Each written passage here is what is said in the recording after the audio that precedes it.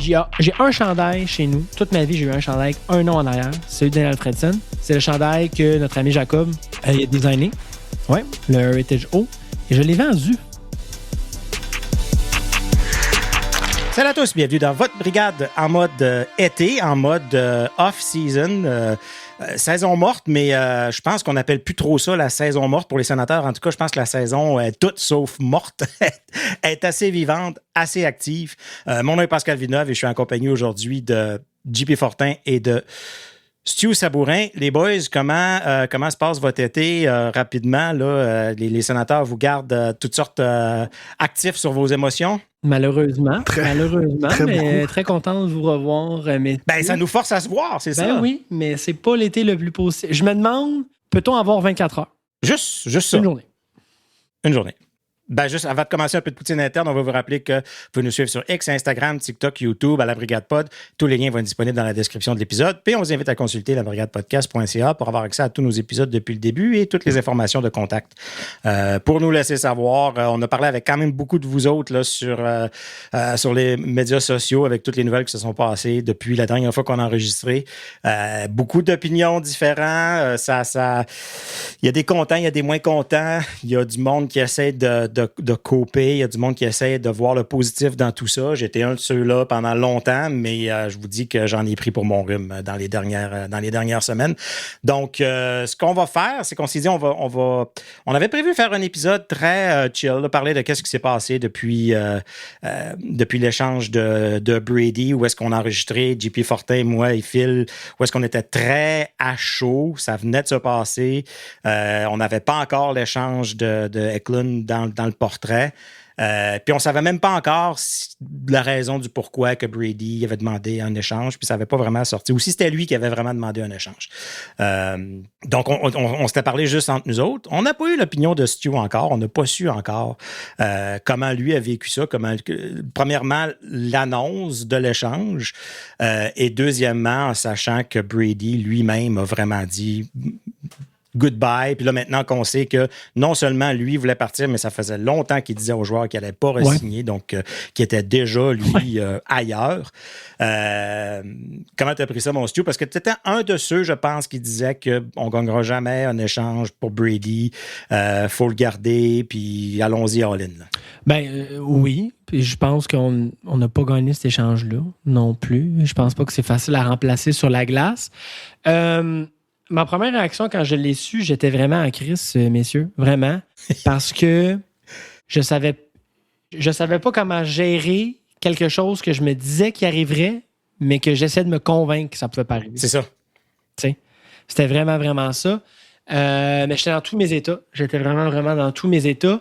Cette journée-là, je voulais acheter une paire de souliers, je voulais aller au bar, puis j'ai pas acheté de paire de souliers, j'ai pas été au bar parce qu'il pleuvait, puis là, j'arrive chez nous, j'étais en crise, puis Brady Tkachuk se fait échanger. Je savais pas comment gérer ça. Plus l'information découlait, plus je me disais mais merde, vraiment, mais bon débarras, là, tu sais, là. C'est ça, hein?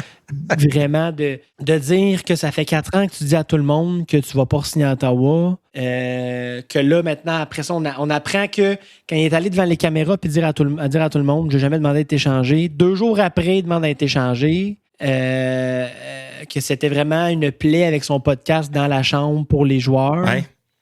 Qui s'en va jouer en Floride, puis après ça, il n'y a même pas les couilles de nous dire que c'est pour jouer avec son frère. C'est vraiment pathétique. Et bon débarras, franchement. Vraiment. Et j'aimerais ça qu'on retire le numéro de Kyle Turris. On le ramène à Ottawa pour une célébration. On retire son chandail numéro 7. Mais tu sais, comment vous voyez ça? C'est quand même très décevant de savoir que ça s'est terminé ainsi, puis toutes les histoires qui s'en est découlées de cet individu-là. On est comme déçus. On l'aimait tellement, on l'a tellement bien accueilli. C'est son équipe, c'était les sénateurs, les fans. On a tout fait pour lui. On a tout fait pour lui. Ouais. puis qui nous a comme chié dans les mains de même. On dirait que c'est... Hey, on l'a-tu défendu? C'est très décevant. T'sais. Pour un petit peu de controverse, là, je pense que c'est Mike Commodore dernièrement qui disait hey, au Canada, faites attention à vos joueurs américains, capitaines que vous avez. Ça gosse là, tout le temps faire des. Puis là, tout le temps faire des critiques sur eux autres à cause de la politique, puis tout. Puis moi, j'étais un de ceux qui disait que, écoute, on peut-tu calmer un peu le jeu, puis on peut-tu se concentrer sur le hockey, puis le laisser jouer au hockey. Puis je pense pas que ça le dérange, tu sais. Puis finalement, de ce qu'on entend, c'est que ça le dérangeait. Oui. OK, fair. Puis ça se peut qu'on y a été fort, on y a été tough. Mais moi, je me dis, si t'es un leader, si t'es un capitaine, puis t'as l'équipe à cœur, tu fais une conférence de presse, tu t'assois, puis tu parles aux partisans, puis tu dis, hey, guys, désolé, on a gagné la médaille d'or, on a gagné le ci, le ça. J'ai été voir Donald Trump. C'est des questions politiques. Ça n'a rien à voir avec le hockey. Je suis commis au sénateur d'Ottawa, puis on va gagner ensemble.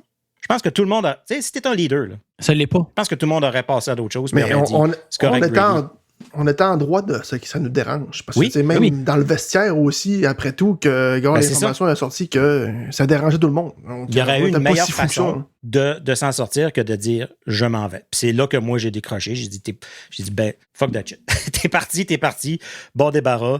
T'es pas le leader qu'on pensait que t'étais. Puis écoute, c'est fini. J'ai goût de dire, on tourne la page, puis on n'en parle plus, mais on va parler de Brady Tkachuk encore pendant des années, ne serait-ce que pour le trade tree qu'il va y avoir autour de ça, puis on pourra en parler tantôt. Mais écoute, je pense que c'est... On a réagi à chaud, on a réagi un peu plus à froid. On a le retour qu'on a eu, puis on va y revenir, mais comme si qu'on n'avait pas eu assez de douleur. C'est ça. Cet été, avec nos capitaines. Ouais. On apprend comme ça, tout bonnement, sur X, que, hey, savez-vous quoi? Daniel Alfredson, qui est la légende des sénateurs, qui est le joueur le plus aimé de l'histoire, qui nous a brisé le cœur une fois déjà en allant à Détroit, qu'on a réaccueilli à bras ouverts, qui est parti encore et qui est revenu encore, et qu'à chaque fois on accueille à bras ouverts, nous dit... Sais-tu quoi? J'ai envie de poursuivre ma carrière de coach, pas de problème, avec les Maple Leafs de Toronto. Je ne sais pas pour vous, mais Brady Tkachuk qui demande à se faire échanger puis qui s'en va jouer avec son frère, c'est une chose. On dit, hey, tu sais quoi, bon débarras, vieux loser. Ouais.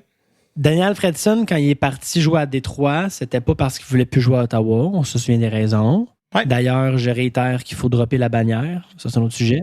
Oui, ça revient souvent, ça. Mais là, il y a 31 équipes. Ouais. Tu t'en vas à l'autre bord de la 400. T'en vas à Toronto. Oui. Va chier. Puis là, tu sais, dites-nous pas, puis écrivez-nous pas en disant oui, mais tu sais, c'est sa chance. J'en ai rien à battre. On le comprend, on comprend tout. On est tous contents que Daniel Alfredson veuille devenir coach, qu'il ait une chance de coacher, qu'il ait une chance de peut-être éventuellement avoir un emploi d'entraîneur-chef. Puis go for it. Mais pas à Toronto. Pas à Toronto. Vous devez comprendre à quel point ça va nous faire mal de le voir avec un chandail des Leafs. Il n'y a rien de rationnel. Arrivez-moi pas avec les arguments rationnels. Là. C'est de le voir avec un chandail des Leafs, c'est un coup de poignard au cœur à chaque fois qu'on va voir ça. Oui. À chaque match. Puis match. en plus, il est allé signer à Toronto sur une promesse. Parce que dans le fond, lui, son objectif, c'est de devenir head coach. Ouais. Donc, de ce qu'on a entendu, c'est que c'est le prochain entraîneur des Maple Leafs de Toronto quand ils vont congédier Hiller. C'est ça, Hiller, Jim Hiller? Ouais, il doit être content, lui. C'est super, ça. J'ai un coach associé qui est là pour prendre ma place. Ouais. C'est ça, lui, il se force de pousser le monde est à l'envers. Travis Green est le coach des Sénateurs d'Ottawa. Daniel Alfredson s'en va coacher à Toronto. Ça comme ça. Je comprends pas. Là, moi, je comprends pas. J'ai juste vécu des deuils, moi, cet été. Oui. Écoute, puis tu sais, pour faire le lien avec le Portugal qui vient juste d'être éliminé, toi qui es descendance portugaise, le monde du soccer, on avait David Robkin dans notre groupe agrandi de la brigade là, qui est venu souvent nous parler, qui est français, qui nous dit, écoute, si un joueur en Europe au soccer fait quelque chose comme ça, il se fait tabasser dans la rue, on retire son numéro, sa bannière, c'est fini. On y tire, c'est les plumes, le goudron et les plumes. Là. Il y a, en début des années 2000, il y a Luis Figo qui jouait pour Barcelone, qui est allé jouer pour le Real Madrid, et il était considéré comme un traître. Avec raison, tu t'en vas pas, tu t'en vas pas coacher à Toronto, tu t'en vas pas mettre le champ à Toronto. C'est inacceptable. Puis moi, je vous l'ai dit, puis là, j'annonce aux aux gens qui nous écoutent. Moi, j'avais le chandail. J'ai un chandail chez nous. Toute ma vie, j'ai eu un chandail avec un nom en arrière. C'est celui de Daniel Alfredsson. C'est le chandail que notre ami Jacob a designé. Le haut. Oui, le Heritage haut. Et je l'ai vendu. OK. T'as trouvé preneur à Montréal? Pardon? T'as trouvé preneur à Montréal? Non, un gars d'Ottawa qui va venir le chercher. Tu ne travailles pas pour Toronto, puis j'ai ton nom chez nous. Il y a 2 équipes, Toronto-Montréal. Ça aurait été pire. Mais je comprends le point que il y a une famille jeune, puis c'est les 2 équipes qui sont le plus proches, donc les chances étaient plus élevées qu'il aille là. Et on comprend le Matt Sundin, puis patati patata, tout ça, c'est correct, là. Mais ça marche pas. Désolé, ça marche pas. Écoute, parce que moi, là, on nous demande, les fans, d'être loyaux, puis d'acheter des billets, puis d'acheter des chandails, puis puis de dépenser de l'argent. À chaque jour, on nous demande notre argent envers l'équipe. Mais la loyauté, c'est juste nous qu'il faut qu'il ait. Ça a l'air d'être assez one-way. On peut-tu avoir cette loyauté-là ailleurs, dans l'équipe? Le contrat de Daniel Alfredsson terminait le 30 juin. C'est ça que... Oui. Bon. J'imagine, je me dis, qu'il n'y a eu aucune conversation entre Steve Staios et Daniel Alfredsson pour... Tu sais, en fond, le plan de match, c'était zéro de voir Daniel Alfredsson comme head coach à Ottawa un jour si Travis Green... Non. C'est ça qu'on entend. C'est ça qu'on entend. Il y a Baumgartner, il y a Mike Yeo qui sont là déjà. Est-ce qu'ils sont en avant de lui? Est-ce que Travis Green a dit, moi, mets-moi pas quelqu'un qui va prendre ma job, je m'envoie moi-même. Tu sais, je veux pas coacher de cette façon-là. Je sais pas. Mais une chose est sûre, c'est que puis il l'a dit, est-ce que j'aurais aimé ça que ma chance de coaching soit à Ottawa? Peut-être. Mais là, je veux dire, Rob Bredamour a été 7 ans assistant coach avec Caroline. Prends ton gaz égal. Ouais. Ça arrive pas tout de suite, une job de head coach. Non, je suis d'accord. Puis tu sais, il était là avant que la gang à Travis Green arrive. Ouais. Je peux comprendre que pour Travis et pour Alfredsson, ce ne soit pas un fit. Aucun problème avec ça. C'est très possible. Parce que c'est 2 têtes fortes, c'est 2 gars qui pensent peut-être pas pareil du tout. Aucun problème avec ça, moi. Ouais. Et là, toi, tu ne pouvais pas attendre. Tu ne peux rien attendre avant d'aller coacher à Toronto. Puis après ça, nous dire que c'est un interesting day, premièrement. Deuxièmement, t'es Michael Lauer, t'as perdu Brady Tkachuk, tu l'as remplacé, on va y venir, là, mais tu l'as remplacé par un kid qui a 53 points dans sa carrière, meilleure saison à vie. Puis tu parles dans Alfredsson, puis tu nous demandes encore qu'on a perdu un capitaine, qu'on perd encore Alfredsson, puis tu nous demandes de venir, d'avoir un sourire aux lèvres, puis d'acheter tes billets. Yes, sir. Non. Moi, je vous pose une question. Ouais. On arrive en novembre, c'est de la 4 heures, rien ne fonctionne, on pique du nez. Encore. On congédie Travis Green. Ouais. Est-ce qu'on va regretter de ne pas avoir Daniel Alfredsson à côté de Travis Green? Je le sais pas. Es-tu prêt? Es-tu prêt à être head coach à la Ligue nationale? Tu nous autres? J'imagine que Steve Staios, je l'ai réfléchi à ce scénario-là. Si je congédie mon coach en novembre... Il est pas prêt de congédier, je pense pas. Tu penses? Ah non, si on pique du nez, là. Je pense pas. Écoute, pas en novembre, parce qu'on a piqué du nez en novembre toutes les années avec Travis Green. Puis il nous en a sorti. Fait qu'il va y laisser de la corde, je suis sûr. On l'a vu en série, comment ça a grugé du jus, là. De se débattre dans l'eau bénite de janvier jusqu'à 100%. Mais tu sais, là, au moins cette année, on a Burakovsky sur la 2e, fait que ça va vraiment aider. Ah oui, ça va. Attends. Parce que je veux finir cette journée-là, parce que dans le fond, on a eu un petit sandwich à la merde. Tu sais, on a eu l'échange de Brady puis tout ça. Après ça, on avait Claude Giroux qui, lui, Claude, ça traîne. Comme l'année passée, ça traîne. La signature se rend jusqu'au marché des joueurs autonomes. Pas de signature, pas rien. On entend de Steve Staios, écoute, nous, notre offre est sur la table. On lui a fait notre offre et il peut venir la signer quand il veut. D'ailleurs, je ne fais plus de changement dans mon équipe parce que je n'ai pas encore cette réponse-là. Donc, il nous a dit que ça dépendait un peu de la réponse de Claude Giroux. On entend à gauche puis à droite que Claude Giroux, that's it, c'est fait, c'est signé. David Pagnotta, le League Marchand qui nous disent les deux, c'est fait, c'est signé, il s'en va à Philadelphie. Puis là, on n'a pas de confirmation de personne. Là, Philadelphie font l'espèce de move de fou. Daniel Brière pète les plombs puis décide de faire une offre hostile à Leo Carlsson. Et ça prend une semaine on donne une semaine à Anaheim pour décider qu'est-ce qu'ils font. Donc, il n'y aura pas de décision avant une semaine. Donc là, est-ce que Claude Giroux s'est ramassé à dire qu'est-ce que je fais? Parce que est-ce que Philadelphie pouvait régler le dossier Giroux sans savoir ce qui allait se passer? Puis pour Claude, est-ce qu'il se disait s'il vient, moi je suis où? Puis est-ce qu'il s'était trouvé une nouvelle blonde? Puis la nouvelle blonde, elle était comme elle attendait après un autre gars. Tu sais, si tu fais te pogner entre deux chaises, puis finalement, il a dit sais-tu quoi? Tu nous demandes si on est le plan B. Ben oui, c'est sûr, c'est oui, le plan B. Ben oui, on est le plan B. Eh oui, le plan B. On va arrêter ça. Semi-bonne nouvelle. Claude revient. Je pense que tout le monde est quand même content.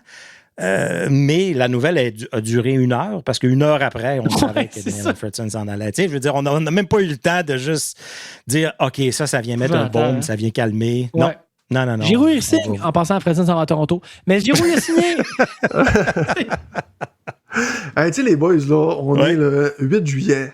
Est-ce que vous aviez imaginé, après l'élimination des Hurricanes de Caroline, que le 8 juillet, Brady serait parti, on a perdu Daniel Alfredson et Claude Giroux est un plan B? Ben, nous sommes le plan B à Claude. Nous sommes le plan B de Claude Giroux. Oui. Mais tu avais déjà dit que Brady serait pas là. Oui. Tu l'avais déjà réglé. C'est ça, Fortin. Je pense qu'on savait qu'il y aurait des changements. On savait qu'on ne pouvait pas revenir avec exactement la même affaire. On se disait, on va aller ajouter un top 6 puis on est correct. Mais c'est ça le problème. C'était ça notre été. Là. Exact. C'est qu'on était censé ajouter puis peut-être switch une affaire ici et là. Puis on va avoir un draft pick en première ronde. Ça va être le 32e puis c'est tout. Et là... Moi, c'était ça notre été quand on s'est quitté. Je suis paniquant à commencer. Je regardais le line-up, là. Oui. Je suis désolé quand je regarde ce que Buffalo a fait, quand tu regardes ce que les Panthers ont fait, parce qu'on veuille ou non, sur papier, Montréal ne sont pas moins forts. Même pas, c'est encore une excellente équipe. Toronto a quand même été ajouté. T'as Gavin McKenna, c'est pas... Ouais. Est-ce qu'on va dire qu'on s'est amélioré? Ben, c'est ça qu'on va regarder tranquillement. Qu'est-ce qui s'est passé? Parce que là... c'est drôle parce qu'à chaque move qui sont arrivés, puis j'ai l'impression qu'on va repasser un peu un par un depuis l'échange de Eklund. On va passer au travers, puis JP Fortin va nous dire pourquoi que chacune de ces décisions-là n'a pas de maudit bon sens. Ça va ressembler un peu à ça l'épisode. Eklund, plus j'y pense, plus ça... Oui, j'étais pas... Non, c'est vrai que ça n'a pas été ton pire... Non, c'est ça. Fait que c'est ça, les sénateurs échangent le 9e choix en première ronde à San Jose contre William Eklund, Casper Altunen et les droits de Brendan Svoboda. Donc, pas parenté avec Peter, d'ailleurs.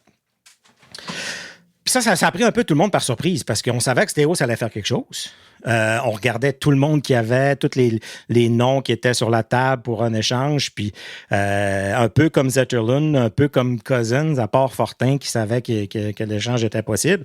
Steve Stéos va nous chercher des gars que même le DG de l'équipe sait même pas qu'il veut l'échanger. Tu sais, quand Stéos a appelé à San Jose, qui a dit « Ouais, je t'intéressais à William Eklund », il a comme fait « Ah, ouais, OK, ben ouais, qu'est-ce que tu m'offres? Ben, choix 9e choix.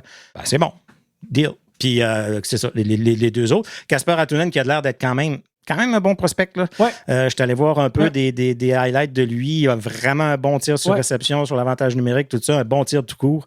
Fait que ça peut être une petite semi-carte cachée. Là. Mais William Eklund, écoute, il va arriver avec une pression. Tout le monde dit qu'il ne remplacera pas Brady, mais il remplace Brady quand même. Quand on a échangé Spezza puis que c'est Chiasson qui est arrivé, on ne voulait pas mettre de la pression à Chiasson, mais à quelque part, tu es arrivé, tu étais la grosse pièce dans l'échange de Spezza. Fait que William Eklund, qui à San Jose ne jouait pas avec Celebrini, il jouait sur la deuxième ligne l'année passée.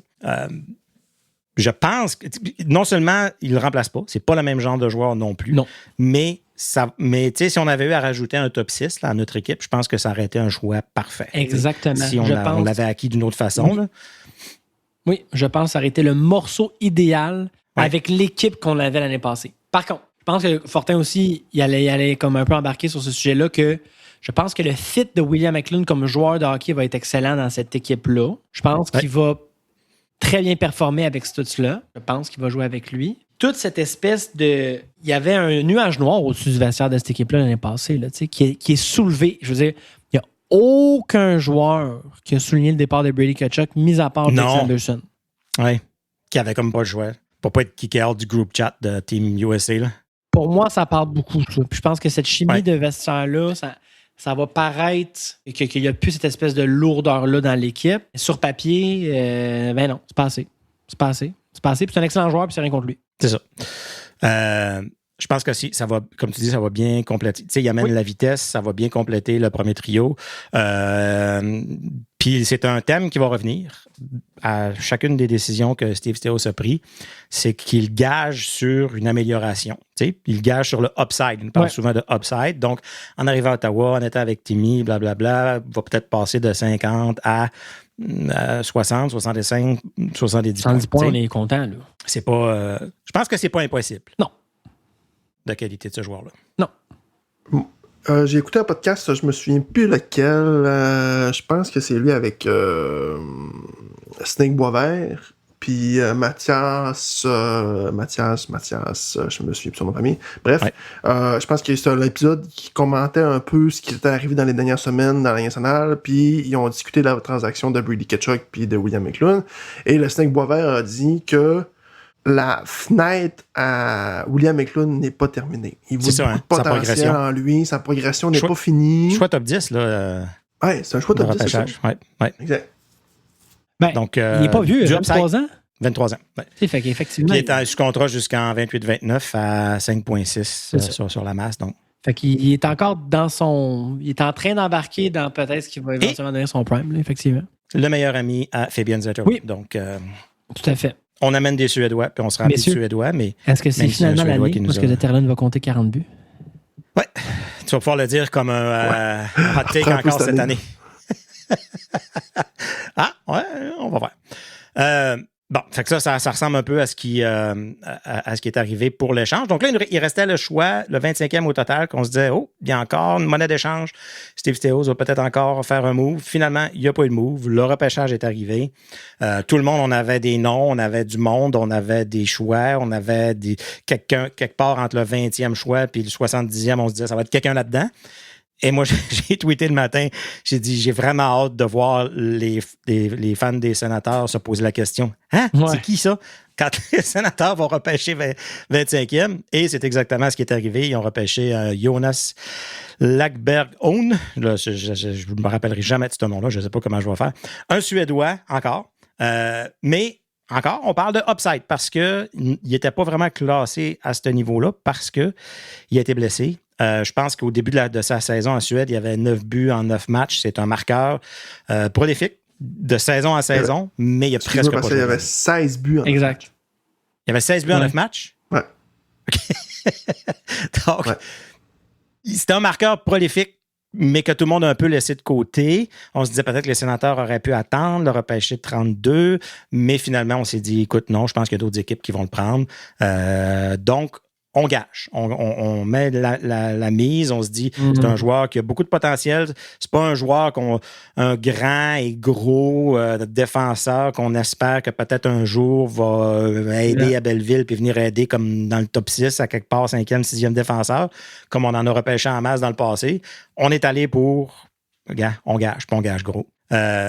Ensuite, je comprends l'échantillon de ce qu'on a vu ce que les Sénateurs ont vu de joueurs-là, mais c'est quand même un très gros gamble d'avoir utilisé ton choix de première ronde pour ce joueur-là sur, on répète, un échantillon de 9 matchs et des poussières là, avec peut-être l'année d'avant. Ah oui. C'est un gros gamble. Oui. Mais je pense qu'ils sont rendus là. Tu sais, comme je te dis, je pense qu'on a tellement... Puis c'est les instructions qui se sont faites donner, les gars au repêchage. Ouais. Allez nous chercher du talent. Ben, c'est sûr. Nous du talent. Il y a une différence pour moi entre on prend un gamble puis tu repêches quelqu'un comme Tyler Boucher ou est-ce que tu te dis mais what the fuck was that? Ouais. Tu sais, celui-là, il y a Tyler un Boucher certain pedigree, tu sais. C'est ça. À son meilleur, on l'imaginait ça à 3, on l'imaginait. C'est ça. Aider en série. On ne le voyait pas comme un. Exact. Et là, donne-moi un swing de quelqu'un qui a lancé de Patrick Laine. C'est ça. Ça, c'est bon. Je vais le prendre, ça, tu sais. Oui.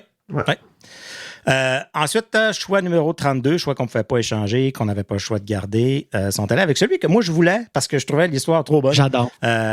Jackson Cover, je ne sais pas comment on le dit.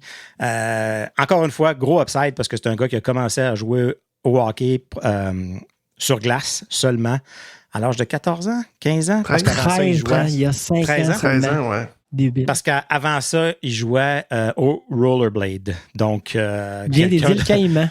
Les îles Caïmans. Il est né en Floride. Ils ont déménagé aux îles Caïmans. Il a été là pendant toute sa jeunesse. Il était, écoute, un phénomène. en patin à roue, en hockey, en patin à roue alignée. Jouait des matchs, puis ça finissait 20-21, puis il y avait les 21 buts de son équipe. Là. Ça n'avait aucun bon sens. Il a transféré au hockey, puis depuis ce temps-là, ne fait que s'améliorer. Donc, est-ce qu'on pense que la pente d'amélioration, il est à quelque part dans le milieu, puis ça va continuer encore? Très possible. Moi, ce que j'aime surtout, c'est qu'il a été développé dans une organisation avec beaucoup de réputation, les Knights de London, coaché par, je me souviens plus du nom, là, aidez-moi. L'ancien, oui, c'est ça, Dale Hunter. Ouais.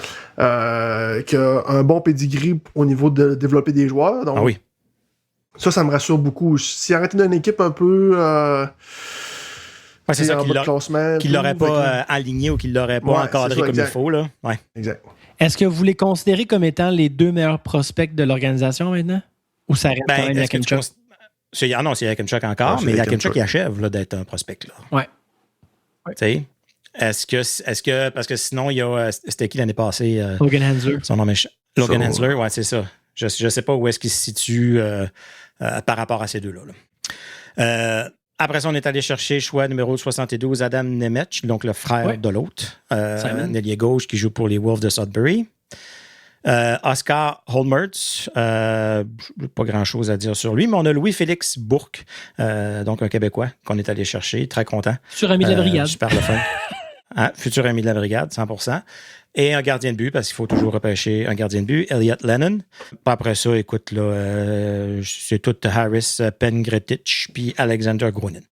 Quand même intéressant, quand même un repêchage correct, là, je veux dire, il n'y a rien à tout casser. Je pense que la plupart des scouts ont classé le repêchage quelque part dans le C, mais je pense que quasiment tout le monde avait C là, dans leurs évaluations. Là. Suite au repêchage. Fait que là, on a juste le temps de regarder ça, de voir ça, quelques jours passent, et Steve Staios nous surprend avec le joueur préféré de JP Fortin. Les Sénateurs échangent pour, je crois que c'était le choix de 6e ronde, qui n'a pas coûté cher, Andrei Burakovsky, qui a pris un peu tout le monde par surprise. Et encore une fois, Steve Staios nous a parlé d'un upside en disant... Oui, il y a eu de la misère l'année passée. Il y a eu quand même un bon début de saison. Il y a eu une blessure par la suite. Ça s'est écroulé. Il n'a pas fait grand-chose du reste de la saison. Mais on espère être capable de le relancer. On espère qu'en venant jouer dans notre système, oui, sur la masse salariale, c'est autour de 5 millions, mais en vrai argent, c'est à peu près 3 millions. Donc, tu sais, je pense que les Sénateurs ne détestent pas ça des fois, sauver un peu de sous sur ce genre de contrat-là. Mais la question, c'est où est-ce qu'il joue? Où est-ce qu'on le fait jouer? Est-ce qu'il va être un boulet pour l'équipe? Ça a été très, très, très mal reçu comme choix. Pauvre petit. C'est un autre qui arrive en disant « Produis mon homme parce que t'as 2 prises en partant. T'as 2 prises. » Si tu traînes les bottes sur un back-check, si tu fais une passe à l'aveuglette... Scruté à la loupe. Ouais. Mais écoute, je me dis... Côté upside, oui, c'est un gars qui a 2 Coupes Stanley, c'est un gars qui a de l'expérience. On pensait peut-être avoir perdu de l'expérience avec Giroux. Là, non, Giroux reste. Mais puis, c'est une année de contrat. C'est la dernière année. Donc, mettons que ça ne marche pas, on est pas mal pris avec. La saison finie, puis il est parti. Mm-hmm. Est-ce qu'il va avoir un, tu sais, comme on dit, chip on his shoulder? Est-ce qu'il va vouloir prouver qu'il est encore capable? Parce que là, c'est quoi, il a 31 ans, donc il n'est pas encore fini, mais il s'en va vers la fin. Mais s'il veut rejouer encore un 4-5 ans dans la Ligue, puis prouver qu'il a encore de la valeur, ben, il y a une belle occasion de le montrer, disons-le. Parce que d'après moi, Staios va l'utiliser, pas Staios, mais Green. Quasiment pas le choix de le faire jouer au moins ça à 2, là, parce que pour lancer un gars, tu fais pas ça à 4, là. Moi, j'étais sidéré d'avoir... tu sais, on était tous dans l'optique que Staios allait acquérir un joueur top 6, puis tatata. Puis là, bing bang, on a reçu cette nouvelle-là d'Andrei Burakovsky contre un choix de 6. À Fortin, ça n'a pas passé. Ça n'a pas passé du tout. J'étais en tabarnak. Je comprends l'expérience. Ouais. Je comprends le pari de Staios parce que ça pourrait devenir un bon pari. Mais ça pourrait... Ouais, c'est ça. Ou ça pourrait devenir une catastrophe. Je comprends l'aspect vitesse parce que Burakovsky a un atout, c'est sa vitesse. Mais moi, je ne comprends pas Et surtout que ce qu'on a lu après, c'est que les Blackhawks étaient prêts à racheter sa dernière année de contrat. Donc, il aurait pu devenir disponible joueur autonome. Tu aurais pu signer pour des peanuts à 1 million environ. Ouais, mais là, et toi, il peut partir. Il peut aller avec n'importe qui. Mais tu peux le remplacer. Tu peux vivre ça. Y a-t-il du monde qui s'en a garoché sur Burakovsky le 1er juillet? Je pense pas. Et là, tu décides de dire... non, mais lui, il n'aurait pas voulu venir. Tu comprends? Ben, moi, je pense que les sénateurs... Moi, ma théorie, c'est qu'on peut juste acquérir des joueurs qui n'ont pas le choix de venir ici.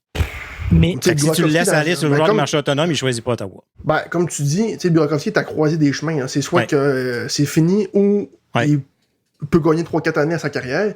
Mais, moi, je me dis, c'est sûr que sénateur a été considéré par Burakovsky. Bref, là, on décide de prendre et absorber son 5,5 millions sur la masse quand on avait une valeur ajoutée à ce 1er juillet-là parce qu'on avait beaucoup d'argent. Ouais. Donc, les possibilités étaient infinies de regarder le marché comme du monde. Et toi, Steve Théo, tu as décidé d'acquérir un joueur qui va impacter sur ta masse 5,5 millions et pas savoir quoi en faire. Il n'y a pas personne dans les fans, les analystes, les journalistes qui s'est dit « Ah, si, en Burakovsky, on sait exactement où est-ce qu'on va le mettre, puis il fit bien sur le top 6. » Personne. Là, on dit « Hey, pas le choix de le faire jouer au top 6 parce qu'il faut qu'il produise. Parce que là, il coûte 5,5 millions sans masse. Là, si ça marche pas, là, il va tomber sur la 3. Là, sur la 3, c'est-tu un joueur défensif? Parce que là, on va avoir une troisième ligne qui est quand même défensive. Là, on avait ça avec Pinto, Amadio, puis Fogle. Ouais. Là, il va se ramasser 104. Hey, là, 104 à 5,5 millions, on va s'en mordre les doigts, Nesty. Puis là, à un moment donné, si ça fait plus 104, il va se ramasser bench. Ouais. Ça n'a pas de bon sens.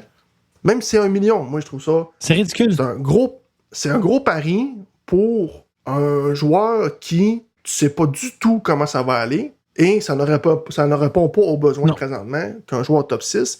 Puis surtout qu'on venait de perdre Brady Tkachuk. Oui, OK, on est allé chercher William McLean pour la portion des points qui peut aller chercher le mais là, ça te prenait de la grosseur, ça te prenait un échappatoire un peu à Brady, mais pas pareil comme Brady parce qu'il n'y en a pas d'autres sur le marché. Mais puis là, tu te ramasses avec Burakovsky, que là, présentement, il joue top 6. Je comprends pas. Je comprends pas. Tu fais pas le playoff avec Burakovsky sur ton top 6. Puis pour moi, ce move-là me confirme que Giroud ne revenait pas à Ottawa. C'est un move panique. Ça me confirme que Giroud, on est son plan B. Il fallait comme boucher un trou dans l'alignement parce que là, avec Giroud qui est là, tu le mets où, dans le fond? Burakovsky. Comme Fortin vient de dire, il n'y a pas de place pour lui. Il ne fait pas dans l'alignement, il ne fait pas d'implant, il ne fait pas ce qu'on veut faire. Je ne comprends pas c'est quoi. Je sens mot.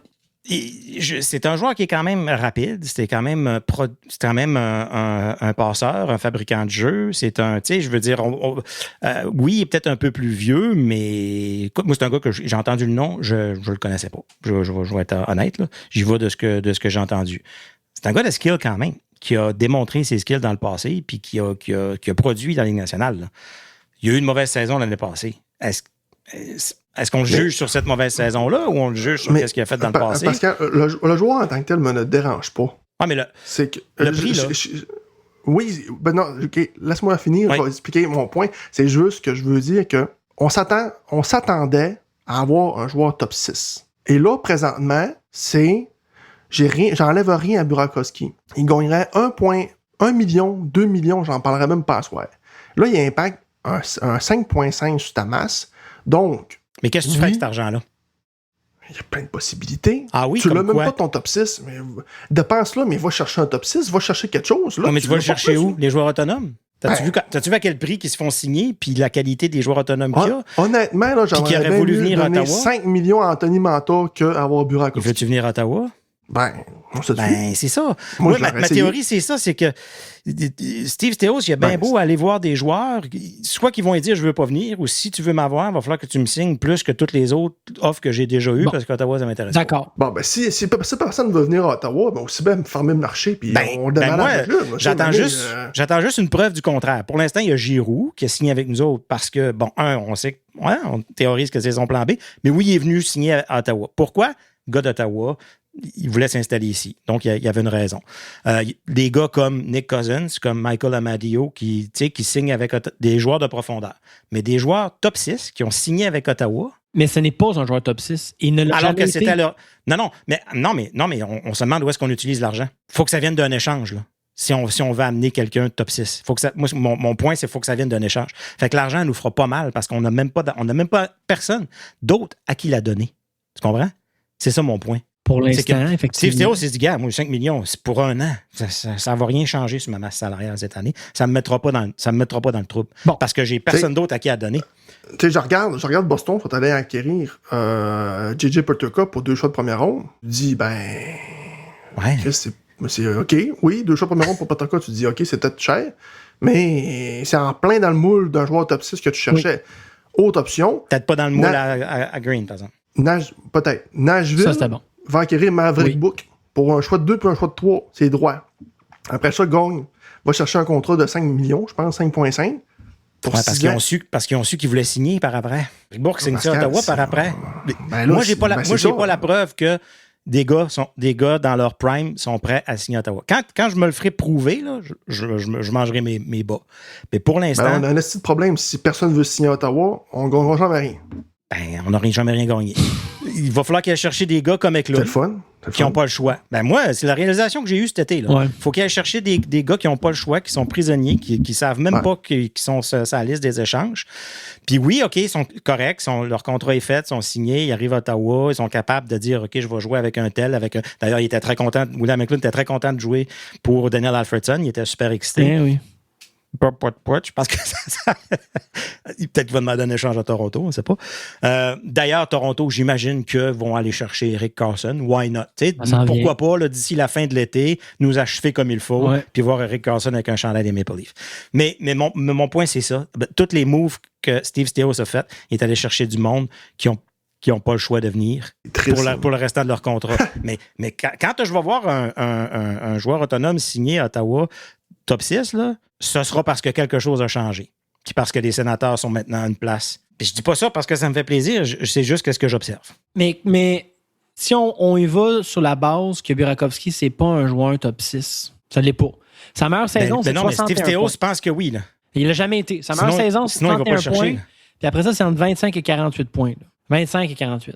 25, 48 points dans le top 6. C'est sûr qu'il va jouer top 6. Je le sais. Mais ça fait c'est là qu'il va commencer. Ça fait pas de sens quand même. Je comprends ton point, Pascal. Je comprends ton argument. Il faut chercher du monde qui sont un peu menottés, puis ça. Dans ce qui est absolument sordide, dans cette optique-là, William Eklund fait du sens. Il est jeune, 53 points, il joue sur un deuxième trio sur une équipe poche bien raide. Parfait. C'est parfait. Ouais. Là, un gars... C'est ça qu'il faut aller chercher. Oui. Puis c'est pour ça que Stéos va chercher du monde qu'on ne sait même pas qu'ils sont dans... Comme Zetterlund. Qui peuvent être échangés. Comme Zetterlund. On a tous été surpris de Zetterlund. Hein? Il était sur le marché? Non, mais 100%. C'est pas grave. Burakovsky, j'ai plus de misère à comprendre. Il y a quelque chose qu'il va falloir qu'il change à Ottawa pour que ça devienne une place attrayante. Puis ça vient de... Parce que moi, là, puis ma réalisation, c'est que c'est plate, mais puis je voyais ça un peu sur Twitter, une autre façon de le dire, on est le club école des autres équipes. Parce qu'on repêche relativement bien, on développe bien. On a des gars qui, quand vient le temps de signer leur premier contrat, quand ils sont RFA, ça niaise, ils restent. Mais après ça, qu'est-ce qui se passe? Puis là, ils s'en vont jouer pour toutes les autres dans l'Atlantique, puis dans le tu sais, là, avant que ça devienne un endroit où les joueurs veulent venir, je crois que Michael Andlauer a du travail à faire. Parce que c'est une respectabilité qui doit se faire à partir d'en haut. Il nous parle de best in class, puis ça fait pas longtemps qu'il est là, mais je pense qu'il est en train de réaliser, là. Je trouve que le message qu'il a mis concernant Daniel Alfredson s'en aller à Toronto, c'était très clair. Comme, tu sais, quand je l'ai rencontré, il représentait exactement c'était quoi être un sénateur d'Ottawa. Est-ce que je préférerais qu'il ne se joigne pas? J'aurais préféré qu'il ne se joigne pas à un arch rival, à un ennemi juré. Je pense qu'il commence à souffrir un peu comme nous autres. Puis je pense qu'il commence à réaliser, puis il faut qu'on devienne une place attrayante. Mais pour l'instant, on est un club école, on est un peu le Belleville, on a des jeunes qui arrivent, qui se développent, et des vieux qui viennent finir. Mais entre les deux, c'est pas fait. C'est paniquant, ça. Ouais. Si c'est le constat qu'on fait des sénateurs d'Ottawa qui ont un club école, là, c'est une en ce moment. C'est décollé. À quoi bon? Ouais. à quoi bon qu'on va faire un podcast si on parle d'un club école? C'est vrai? Écoute, je suis peut-être complètement dans le champ, là, je ne sais pas, mais c'est le feeling que j'ai cet été. Bon, tu sais, tout ça pour dire que, OK, là, on est full négatif par rapport à Burakovsky. Là, peut-être qu'on va se tromper, on va s'en reparler en décembre, puis que finalement, Burakovsky est tout feu, tout flamme, puis on l'aime, puis je l'aime. Mais ça reste que je reste encore sur mon appétit, encore en ce 8 juillet, et je ne pense pas que ça va bouger d'ici le camp d'entraînement, mais je me garde des réserves. Présentement, je vous pose la question, est-ce que les sénateurs ont une meilleure formation que la Game 4? Tout le monde en santé, là. Tout le monde en santé, puis Brady all-in. Est-ce qu'on a une meilleure formation présentement, comme c'est là, que quand on est parti pour l'été? Ce soir, la réponse est non. Mais peut-être. Je pense qu'on n'est pas loin. L'explosion de William McLean qui arrive, Zetterlund aussi, mais il y a beaucoup de si, tu sais. Parce que, addition par soustraction, si Brady était un cancer dans la chambre, ça peut juste aider. C'est Jason York qui disait, écoute, quand Alexis Yashin a attendu a fait la greffe, il dit ça nous a soudés comme aucune chambre était soudée auparavant, puis c'est à partir de là qu'on s'est mis à gagner. Des niaiseries des fois qui soudent des chambres puis qui changent complètement une équipe.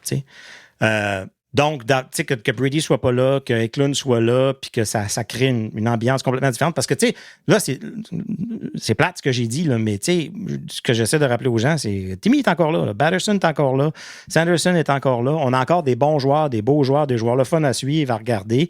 Hallmark est encore là. Il y a Kenchuk qui arrive. Il y a du positif, il y a du beau à voir. Est-ce qu'on est... On a un excellent middle six, puis même qu'on a peut-être même trop de joueurs. Puis dans les buts, je pense que si Hallmark est correct, ça va être pas pire, mais là, la solution dans les buts, parce qu'on se disait, un des problèmes de Steve Staios l'an passé, qu'il a admis lui-même, c'est de ne pas avoir trouvé une solution pour entourer Hallmark et Maryland. De ne pas avoir un autre gardien prêt à intervenir si jamais. Donc là, on pense qu'il pense qu'il l'a réglé en allant chercher le pire gardien de but statistiquement de l'année passée dans la Ligue, mais en pensant qu'il y a peut-être un upside encore. Encore un pari, mais je ne sais pas si vous avez vu le compte X, en tout cas, les réseaux sociaux des sénateurs en français sont maintenant commandités par le Hard Rock Café et Casino d'Ottawa. Ça a peut-être un lien avec, avec tous les paris que Steve Staios a décidé de prendre. Mais Samuel Ersson, qui va devenir le troisième gardien de but, deuxième gardien de but. Au prix qu'il coûte, j'espère qu'il c'est le deuxième. C'est sûr qu'il est deuxième. Là. Parce que là, on a 3 gardiens de but à un volet. Là. Ils vont jouer à 3 goals là. Oui, on fait tellement confiance au backup qu'on en a un autre en arrière, je trouve. C'est ça.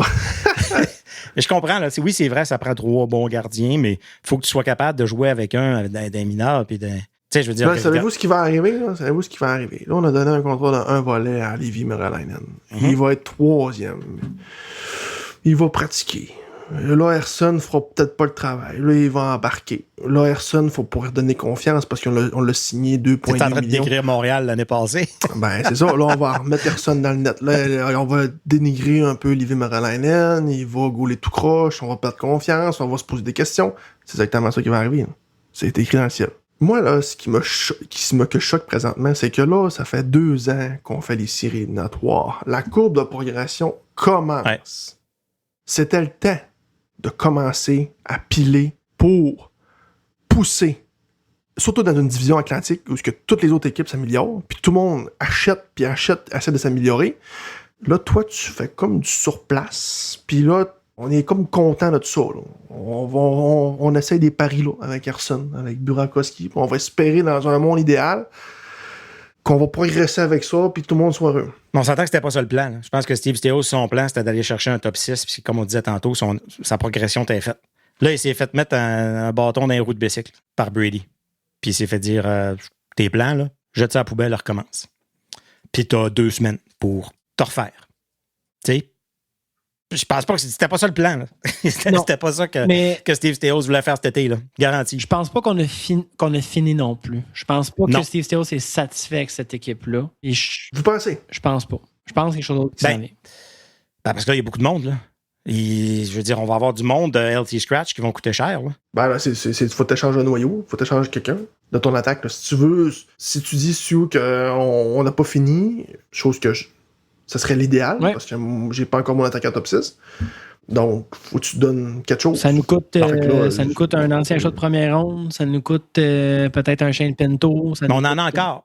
On en a encore des assets. Là. On a nos choix de première ronde de l'année passée. On a un Zetterlund qui peut être échangé. On a un Fogel qui peut être échangé. On a du mais je pense pas qu'ils ont de la valeur sur le marché des transactions, ces gars-là. Pinto, Greg, Hensler, il y a quelque chose, je pense, si tu veux aller plus, Mais là, tu perds un top 6 pour un top 6. Tu sais.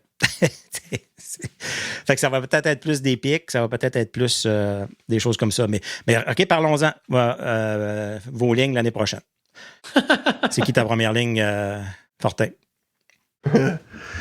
Par la logique des choses, moi, c'est Eklund, Studula puis Zetterlund. Oh, OK. Est-ce que c'est une première ligne? Je pense pas. Tu mettrais pas Batterson? Non, parce que là, je me dis probablement qu'on va essayer de mousser Eklund avec Studula pour comme... Puis là, on va mettre les deux chums ensemble. Peut-être. Pour essayer que ça fasse un fit. OK. J'ai la même première ligne que Fortin, puis j'ai le même avis. C'est pas une vraie première ligne. Mais c'est ça la mienne aussi. Mais est-ce que cette ligne-là est meilleure avec Batterson? Oui. Oui, mais... Moi, mon avis, c'est on a beaucoup de joueurs de troisième ligne en ce moment. Ouais. Fait que je veux une première ligne all-in. Je veux y aller all-in. Je veux que ce soit la ligne qui nous fasse gagner des matchs. Parce qu'après ça, ça va être du gagner du temps jusqu'à temps que cette ligne-là revienne. Puis aller chercher un but par la troisième ligne, un Pinto, puis un Cousins qui va nous chercher un but puis là, mais j'irais top heavy un peu à la Montréal. Là. OK, puis là, après ça, ta deuxième ligne, c'est qui? T'as Cousins, Zetterlund, moi, j'avais Burakovsky. Fogel, Cousins, puis Batterson comme deuxième, que je trouvais qui équilibrait aussi ce qu'on avait à la première. Parce que j'aime Warren Fogel, puis je pense pas que c'est un joueur de troisième trio. Je pense qu'il est assez bon pour jouer sur une deuxième. Il est gros, capable de patiner, il est capable de poter des buts, capable d'être clutch. Je l'aime beaucoup. Je trouve vraiment que c'est un joueur qu'on a sous-utilisé un petit peu. Ça me nos deux dérange premiers un peu. centres, c'est encore Stu et Cousins. Nos deux premiers centres, c'est encore Stu, Cousins. Oui, on a pas le Pinto choix. à l'idée, la ligne de centre, c'est ça. Oui. OK. Ouais. Parce qu'après ça, c'est du mix and match. Moi, je pense. Après la première ligne, là je vois beaucoup de ça Cousins peut être à n'importe droite quoi. Ouais, mais pour monter Pinto. je comprends là, qu'il a bien fait au championnat du monde, là, mais il joue avec Crosby puis Celebrini. C'est ça. T'sais, je veux rien enlever, là. Mais moi, tu me fais jouer avec McLean, Celebrini et Sidney Crosby, ça se peut que je joue bien. J'ai quelques buts, là. Ça se peut que je sois pas pire. Mais écoute, ça se peut, là, mais en tout cas. C'est pas une droite. Parce que je déteste pas ça, Stu, mais ce que j'aime moins, c'est que Batterson et Fogel, c'est des joueurs nord-sud un peu. Fait que là... Je sais. Il n'y a aucun des trios que j'ai fait dans ma tête que je suis en amour avec. Que t'es confiant. Ouais, c'est ça. OK.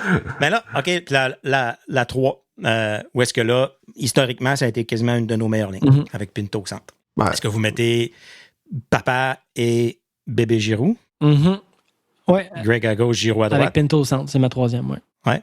OK. Pas moi. C'est quoi? Moi, Giroux, parce que Tu j'ai le mets pas où? le choix, il est sa deuxième ligne. OK. Je comprends. Avec Cousin puis Batterson, j'ai 3 droitiers, c'est de l'estime mal, mais pas le choix. Moi, ma 3, c'est Fogel, Pinto, Amadio. OK. C'est une excellente troisième ligne. Ouais. Qu'on a vu l'année passée à un certain moment. Oui. Ce qui nous amène sur la 4e ligne. Ouais. Là, c'est ouvert, là. Parce que là, on en a trop, là. Ouais. Ben oui. Là, t'as Greg, c'était Greg. Greg, c'est en 4. Là, tu te poses-tu des questions? Là, tu dis, Non, je veux Greg, m'améliorer, il je peut suis pas un être top à 6. C'est pour ça que je le Ouais, mettais sur la présentement. troisième, Greg. Je pense Moi pas aussi, qu'il peut être c'est à à 4. Ouais. Je pense que ton quatrième, dépendamment où est Steven T'as l'idée au Holiday centre. dans sa progression, d'ailleurs, qui peut être aussi une pièce pour une transaction. Là. Ouais. J'avais comme un mix entre Cousins, Burakovsky, Holiday, Amadio, un genre de mix and match. Ben, ça fait du monde pas mal. Puis, oubliez pas qu'on a encore McDermott, là. Faut le mettre à quelque part. Ah, lui, Là, non. commence pas à me gaslight avec Non, on va commencer par Pascal, là. Lui, il est là, il a son siège, Il prend un spot dans le top. il va rester là. T'as le droit à 23 joueurs, là. Pour vrai, je suis pas dans le mood à faire gaslight avec Faites-moi ce que vous voulez avec moi. Ben oui, mais je veux dire, laissez-les partir d'abord, échangez-les. Je veux dire, parce qu'il prend un spot dans l'avion. Là. Retire son chandail. Regarde, on va le mettre au rafter. Whatever. C'est le meilleur win percentage de l'histoire des Sénateurs. 80%, 10 games de jouer. Oui. Yeah! 16. 16, wow! Quand c'est 16 ou 19, on a fait de même. Ouais. Puis c'est ça. Puis là, ben, t'as une coupe de joueurs d'extra. Parce que là, Cousins a été re-signé aussi, Oui. qui est revenu avec les Sénateurs. Très content. C'est ça. Puis ça, c'est le fun. Moi, ça me fait plaisir. Là. C'est un gars qui dit que moi, j'aimais ça. J'aimais ça jouer à Ottawa. Je suis sûr qu'il y a plein d'équipes qui aimeraient ça l'avoir parce que dans la chambre, ça a l'air, c'est incroyable. Puis c'est un bon gars, puis il est capable de jouer un peu partout, détesté par tout le monde. Les partisans des Canadiens l'haïssent tellement que juste pour ça, je le signe à vie. Mais il décide de venir à Ottawa. Fantastique. Mais il va jouer ça à 4 puis il va être ou healthy scratch ou c'est ça qu'on est capable d'aller chercher en ce moment. Oui. Mais pourquoi on a doublé son salaire? Hein? On dit que peut m'expliquer ça? C'est une autre question. Qu'est-ce qui justifie qu'on a doublé son salaire? Je peux t'expliquer c'est quoi la différence entre la matière grise et la matière noire. Puis je peux t'expliquer comment leur masse déforme la gravité. Mais je peux pas t'expliquer pourquoi on a donné plus d'argent à Nick Cousins. Ça, je peux pas Désolé. En tout cas. Une autre question de mon été des Sénateurs. Ouais. Désolé. Puis là, je pense qu'on arrive dans le beau, dans le plus beau. Je pense qu'on va probablement s'entendre sur des 6 défenseurs. Ça risque d'être plus facile. Stu, peut-être pas. Stu, il aime beaucoup Nicolas Matimpalo. Oui. Et j'ai pas le choix de se donner qu'il a raison. Là, puis il mérite amplement d'avoir un poste en plein. Ah, il mérite. Pas le choix. Il méritait de jouer plus l'année passée, mais il le faisait pas. Oui. Il jouait quand il n'y avait plus le choix de le faire jouer. Moi, messieurs, je suis venu à la conclusion que cette équipe-là ne peut pas gagner avec un top 4 à droite de Zub et Spence. Ça ne fonctionne pas. C'est pas une vraie brigade défensive top 4 dans la nationale de hockey quand tu as ces deux gars-là dans ton top 4 à droite. Je ne le crois pas. Je ne le crois pas. D'ailleurs, c'en est une signature qu'on n'a pas parlé de Jordan Spence. Là. Oui, que j'adore. Vraiment, j'adore ce joueur-là. Mais pour moi, 5 millions. Une équipe qui est sérieuse, qui aspire à aller loin en série, a un de ces deux gars-là sur sa troisième paire. À 5 millions, c'est sa troisième paire? Ouais. Ça n'a pas d'allure. Non. Mais écoute, il nous a puis, amplement mérité. L'année passée, il a été excellent. Oui. On lui a demandé de plus en plus de responsabilités. Il est devenu le premier défenseur de l'équipe à un moment donné. Puis il a répondu. Plus que quand on l'essayait comme 6e au début de l'année, puis il était stressé. Est-ce que c'est un vrai défenseur droitier première paire de défense? Non, mais non. Ça, c'était pas sa place. Est-ce qu'Artem Zoub, c'est un premier défenseur première paire à droite? Dans une équipe qui gagne la Coupe, probablement pas. Mais on ne peut pas dire que ça nous a fait mal, cette défensive-là, l'année passée, outre les blessures. Pas convaincu. C'est les blessures qui ont fait mal à la défensive. Le reste, je pense qu'ils ont fait le travail. Fait que, tu sais, Sanderson, Zoub, Chabot, Spence, malgré que Chabot, j'aimerais peut-être le voir plus avec Zoub. Tu sais, je sais pas, Chabot, Spence ensemble, qu'est-ce que ça va donner. Cleven, Yakemchuk, ça ressemble à ça, top 6. Je pense que ne pas avoir Matimpalo dans ce top 6-là, c'est une erreur. Je pense qu'on en a besoin. Ça prend un 7e. Ouais, c'est là. Je pense qu'il mérite. Est-ce que tu veux Yakemchuk comme 7e? Non. Joue pas.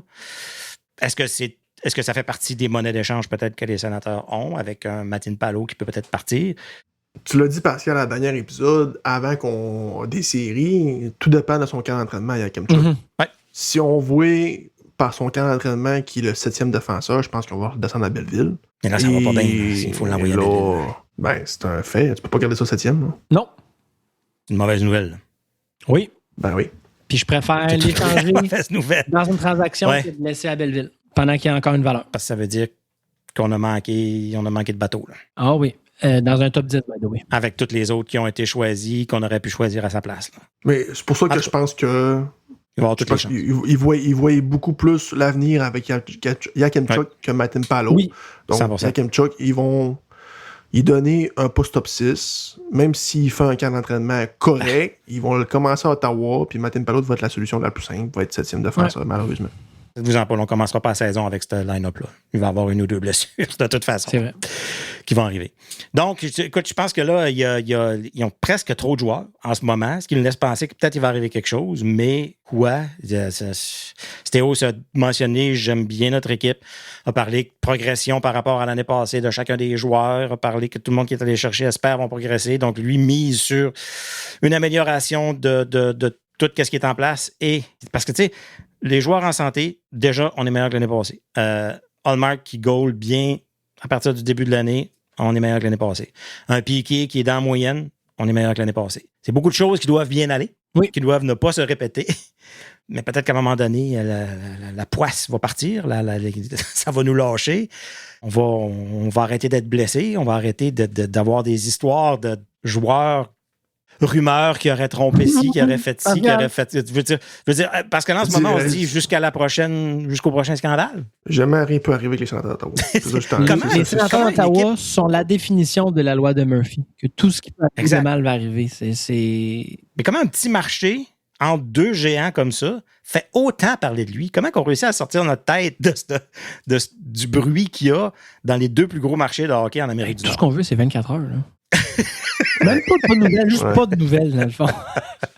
pas de personne qui est suspendue pour du gambling. Personne qui a fait un trade qui n'a pas donné la clause de non-échange. Personne qui s'en va à Toronto. Personne qui s'en va en Suède courir après sa femme parce qu'il aurait couché avec ça. Personne qui a joué de son frère. Personne, rien. Rien. Juste silence radio. Je veux juste voir Shane Pinto sourire dans le vide, sortir la langue, puis être content. Puis... Ouais. C'est de ça qu'on je pense qu'on commence à avoir hâte de... parce qu'on oublie, comme je disais tantôt, on a encore tous ces joueurs-là, là, mais on les voit pas en ce moment. On le voit pas à Timmy, on le voit pas Pinto. En tout cas, c'est pour ça que j'ai hâte que ça recommence, qu'on recommence à les voir et qu'on soit excité par ce qu'on a, parce que là, on pense juste à ce qu'on n'a pas. Ouais. Chose est sûre, la plateforme X fonctionne beaucoup par rapport au sénateur d'Ottawa. Et tout le monde qui en jase par rapport au sénateur d'Ottawa, ça c'est incroyable. Elle vire au coton à cause du sénateur d'Ottawa. Bien plus que ce qu'on... On devrait être fucking Utah, là. On n'est pas plus gros que le marché là-bas, là, tu sais. Souvenez-vous qu'on était une des communautés sur Twitter, je pense en 2022 ou 2023, qui était comme la plus active sur Twitter. Effectivement. Ouais. Ça veut dire qu'on a beaucoup de gens qui n'ont pas de job à temps plein. Beaucoup de fonctionnaires. Moi aussi. Donc, ça ressemble à ça. Dans les autres nouvelles, on a rapidement Xavier Bourgault qui s'en va en arbitrage. C'était le fun d'avoir Christian Wolanin qui a signé avec au Colorado, du contrat one-way, 850 000. Le fils de l'autre. On a beaucoup de fils de l'autre, parce qu'on a... les sénateurs sont allés signer plusieurs joueurs aussi pour Belleville, dont Samuel Blais. Ça, quand même intéressant, Samuel Blais. Ça, j'aime beaucoup. J'ai beaucoup aimé ça. Tu sais, qui est capable de brasser, qui est capable de jouer physique, qui va se donner à 100%, qui va montrer l'exemple, qui a joué pour Montréal, qui a joué pour Toronto. Là, viens-t'en chez nous. Philippe Daou, qui a signé aussi. Ryan Suzuki, le frère de l'autre. Est-ce qu'on a le meilleur des Suzuki, vous pensez? À suivre. Ancien premier choix de la Caroline, quand même. Ryan Suzuki. Philippe Tomasino et Christian Kyrou. Est-ce qu'on va avoir le bon frère Kyrou encore? On va tout chercher. On a tous les frères. On a pas les bons frères. Théo s'est dit, ils m'ont dit qu'ils voulaient Kyrou, je suis allé le chercher, puis là, personne n'est content. Pas facile à satisfaire les fans des sénateurs. Peut-être nous autres le problème, dans le fond.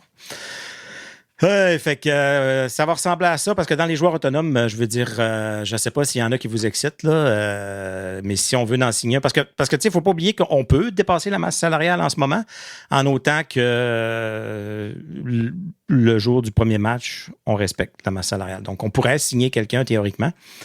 Je ne sais pas s'il y a quelqu'un comme justement Anthony Manta qui pourrait vous intéresser, ou des gars comme ça, là.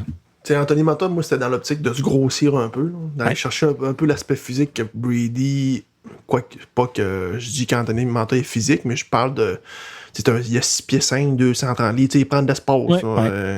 Il va quand même aller chercher la rondelle d'un coin. C'est ce prototype de joueur-là que j'aurais aimé ça pour grossir un peu les ailes. Mais...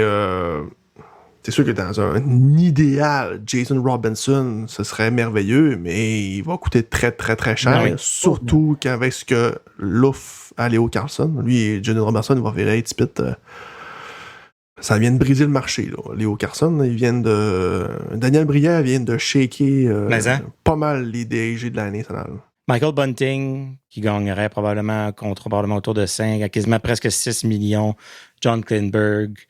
Evander Kane, Vladimir Tarasenko, David Perron, Patrick Kane. C'est tous des noms qui, en 2013, 2014, 2015, j'aurais shaké. Pas en 2010. Ouais. C'est pour ça que je dis, lui qui reste, qui fait le plus de sens, qui est pas loin de chez eux, c'est Anthony Manta. Écoute, on parle sur Cap Wages, là, on parlerait d'un contrat de 6 millions 4 ans. Pour Manta? Ouais. Que ça, c'est des projections. Là. C'est qu'est-ce qu'il pense qu'il va signer pour. As-tu ces statistiques proches des, mettons, 3 dans la saison? Parce qu'on pourrait demander à Louis il a fait de nous faire une carte. 63 points. Ouais, c'est sûr que c'est pas extraordinaire, mais dans ma tête, Anthony Manta, c'est... Il est beaucoup blessé, man. Ouais. Beaucoup blessé. Ouais, c'est ça. L'année passée, c'est ça. 80 matchs l'année passée, là, ouais. Mais sinon, avant ça, c'est ça. C'était 13, 18, 56, 67. Beaucoup est pas, ouais.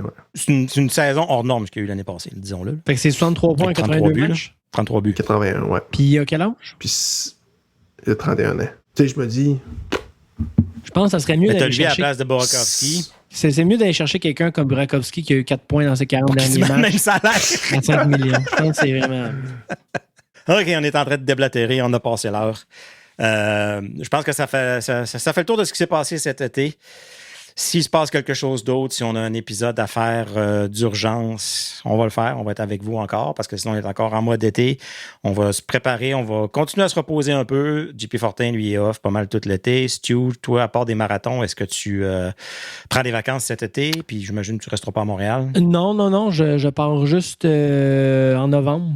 Novembre-décembre. OK, fait que tu travailles tout l'été. Je travaille tout l'été. Pas de congé. On continue les entraînements, on continue la course. Ouais. En novembre, c'est où? Pardon? En novembre, c'est où? Dans le fond, on a une course en octobre à Chicago. OK. Et à la fin de la saison, j'étais vraiment d'une humeur massacrante. Fait que je me suis inscrit à un marathon pour le fun. Puis je me suis dit, ça n'arrivera pas. Et je me suis qualifié, messieurs, fait que je m'en vais courir en Chine. En Chine? C'est débile, ça. Fait que voilà. Fait que on a comme essayé de réarranger. On s'en allait au Japon. Essayer de plugger comme 5 jours à Shanghai là-dedans. Et voilà. Donc, c'est ça. Un globe trotter. C'est la vie. Trotter avec tes godasses de... Effectivement. J'ai vu que t'as-tu commencé à faire du vélo aussi? J'ai commencé à faire du vélo aussi. Oui, tout à fait. Parce que t'étais pas encore assez fatigué? Non, pas encore. OK. Fait que je me suis acheté une belle bédelle. Très excitante. D'ailleurs, elle est dans mon salon parce que hier, je me suis acheté un beau cadenas. J'étais allé mettre ça dans mon rack à vélo en bas dans le garage. En montant en haut, j'ai regardé ma blonde. Je me suis dit, j'ai peur de me le faire voler. Fait que je l'ai remis dans le salon. Ça fait très Montréalais avoir un vélo dans son salon. Ouais, c'est juste que là, j'ai pas de place. Fait qu'il est littéralement. Ou sa galerie d'en avant, là, sur le petit balcon. Ouais, non, c'est ça. Il est comme. Il est quasiment à sa table, dans le fond. Là. Puis là, comment il t'a coûté ton vélo? Je peux pas dire ça en ondes parce que c'est mon premier bike. Ça n'a pas d'allure combien j'ai payé pour ça. Ouais. Parce que j'ai un de mes chums qui est un maniaque de vélo. Puis il y a des vélos de trail, des vélos de garnotte, un vélo de route. Puis ce que je peux vous dire, c'est que c'est un vélo neuf de carbone avec des roues en carbone. Ça doit pogner 400$ certains, ça là. Le 400$? Je peux-tu bêter? La roue, je parlais. Ah, OK. Je peux-tu bêter? Ouais. Over-under? 15 000. Non, je suis pas fou. Je suis pas riche, là. Okay. Non, pas 15 000. Mais il y a des vélos à 20 000, effectivement. Mais pour un premier vélo, tu sais que c'est pas mon sport, je me suis... 8 000. Over-under 5 000. Over-under 5 000. Donc over. Non. Il était à 8 000. Under. Okay. 5 000. Il était au under 5 000. Under 5 000. OK, under 5 000, OK. 3 000. Ouais, mais j'ai beaucoup de fun. Fait que peut-être que ça va me fatiguer. Excellent. Continue à nous envoyer des belles photos de tes jambes et tes cuisses. Ça va faire plaisir. Sur Insta, un peu partout. Vous pouvez nous suivre encore sur tous les réseaux sociaux. Puis sinon, on vous dit au début de la semaine prochaine si on ne se reparle pas cet été.